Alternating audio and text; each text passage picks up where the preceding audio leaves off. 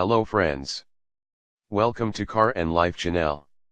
Today we will introduce vehicles Mercedes 2016 CLA 250 Sport 4Matic shooting brake review.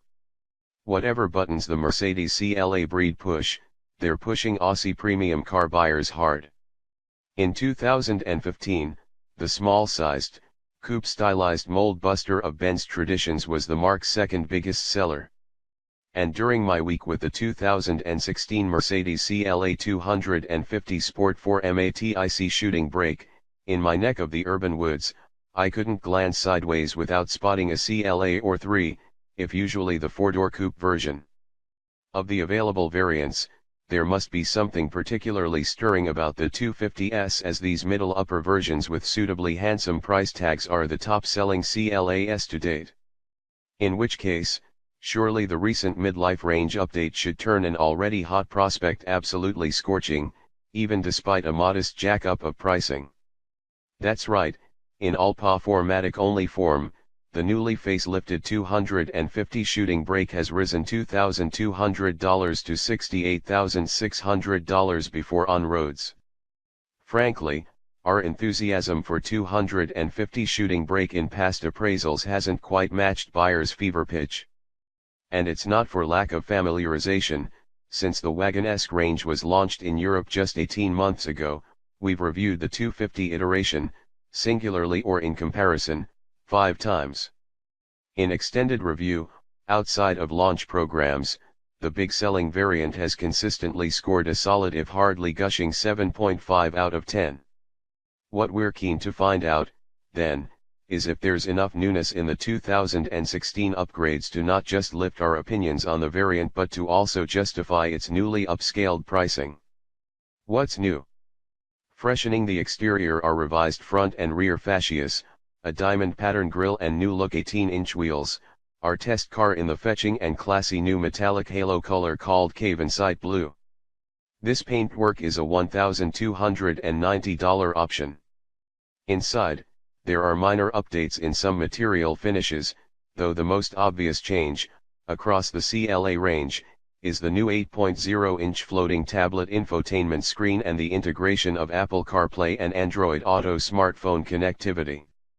However, even though the 250 is effectively 3 rungs up the CLA ladder, above 202.20D, and 1 rung below the flagship AMG CLA 4.5 version, our tester wants an extra $2,490 for its common package trickery, essentially an upgrade from the basic Garmin-based navigation system that offers a HDD display, voice control, and 12-speaker Harman/Kardon surround sound.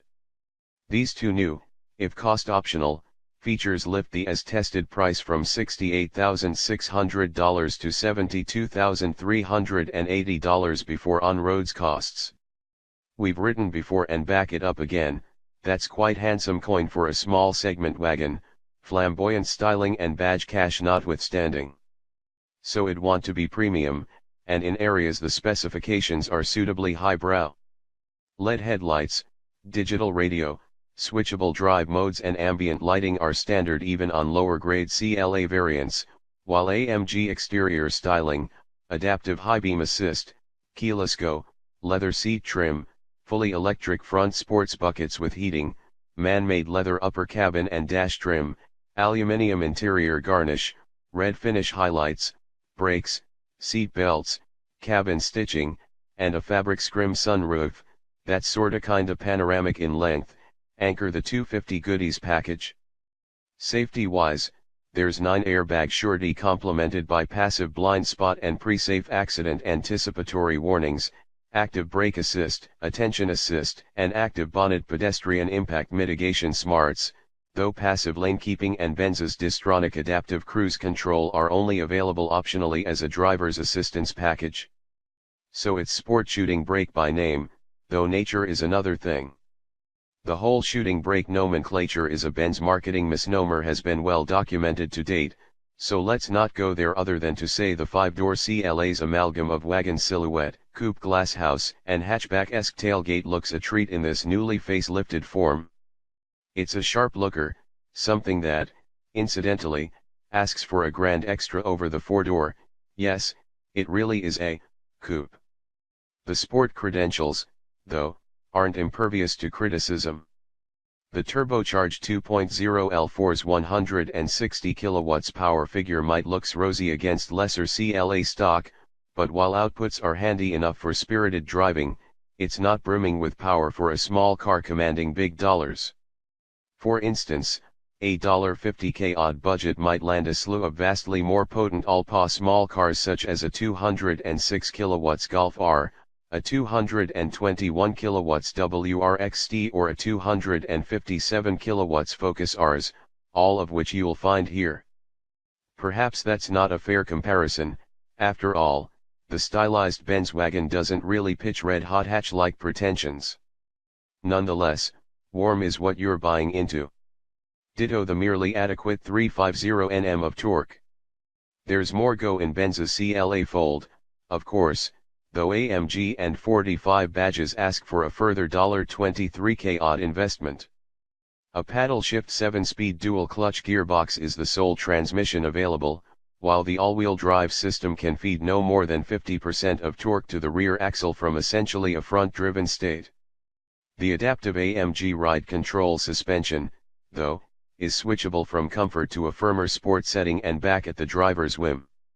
You can also meddle with the powertrain, steering, stop-start and even aircon modes via the dynamic select button that cycles through its 4 modes, Eco, Comfort, Sport, Individual, via a single button in the central stack. It's a distracting task finding the desired mode when you're on the move. When properly moving, the form guide says 100 km per hour will arrive at 6.7 sec from a standstill. It's no rocket ship. Instead, you might reasonably expect a polished and flexible powertrain favoring friendly drivability, though this isn't quite the case. In the guts of the engine's mid-range, there's ample shove, but that's after you'd contended with the off-the-mark hesitation, a doughy throttle take-up and anticipated the pronounced torque hump that lunges the car forward. It's not particularly tractable, not entirely linear, and frankly quite annoying. Once moving, the transmission slurs and lacks crispness that, you sense, is all in the quest for frugality at the behest of driver friendliness. That's in comfort mode. Sports mode sharpens the throttle feel to the point of usable accuracy, but the 7-speed proceeds to cling to ratios like it's qualifying for a Bathurst pole position. Response becomes overly peaky in the mid-range, and the powertrain is downright cranky when applying part throttle. There's no happy middle mode available, no tap for sport-type transmission functionality that alleviates similar aggravation from Volkswagen's and Audi's rival warm small car offerings. The indecisiveness of the gearbox is exacerbated somewhat by the roarty note of engine that, at times, both feels and sounds caught in an awkward point of the RPM sweep.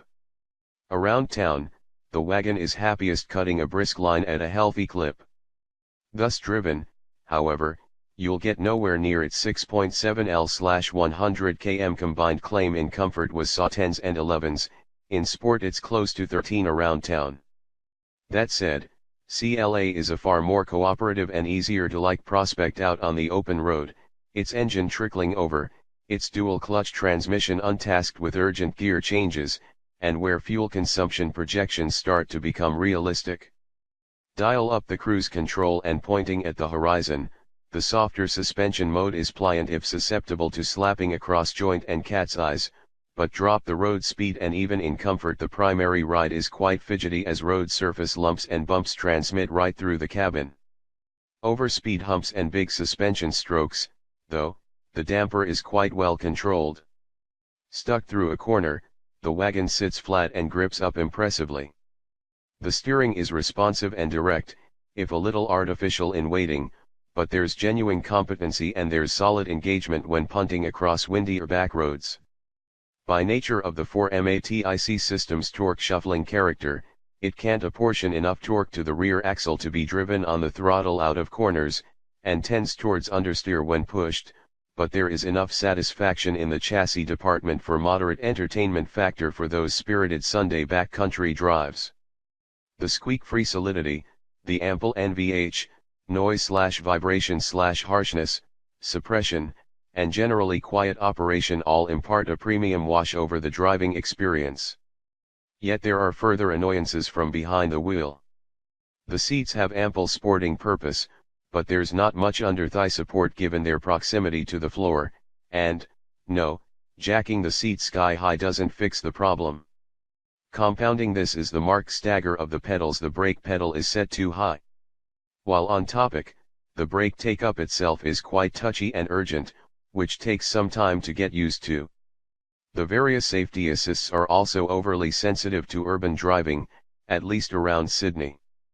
The anti-collision and blind spot warning systems cry wolf with enough frequency that you tend to ignore or mistrust them, which ostensibly defeats their otherwise highly beneficial functions of safety. The cabin does present well, with neat red double stitching throughout, soft touch Art Deco, fake leather, on all the key touch points, and the mood lighting in the headrests, cup holders, door and grab handle apertures, together with the red ringed air vents, provide that requisite premium lift.